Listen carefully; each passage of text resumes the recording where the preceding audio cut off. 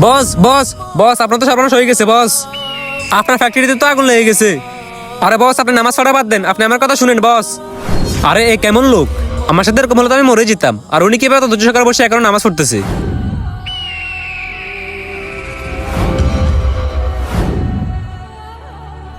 আর কি হয়েছে? তুমি এরকম চিল্লাচিল্লি করতেছো কেন? দেখতেছো না আমি নামাজ পড়তেছি? আরে বস, আপনার ফ্যাক্টরিতে তো আগুন লেগে গেছে।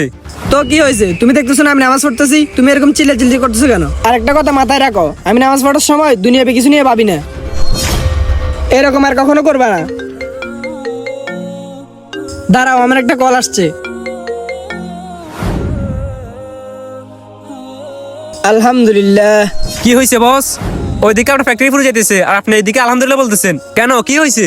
আর আল্লাহ পাক নামাজি ব্যক্তিকে কখনো নিরাশ করেন না। এদিকে আমার ফ্যাক্টরির উপরে 1 কোটি টাকা লস হয়েছে, আর অন্যদিকে আমার 3 কোটি টাকা লাভ হয়ে গেছে। হ্যাঁ? আরে বস কি বলতেছেন? আমি তো কিছু বুঝতেছি না। আর কিছুদিন আগে আমি একটা জায়গা কিনছিলাম 1 কোটি টাকা দিয়ে। এখন ওই জমিটার দাম 4 কোটি টাকা। এখন বুঝছো, নামাজি ব্যক্তিকে আল্লাহ কখনো নিরাশ করেন না। আরে এটা তো একটা খুশির খবর। আলহামদুলিল্লাহ। আলহামদুলিল্লাহ। সবাই কমেন্টে আলহামদুলিল্লাহ বলে যান।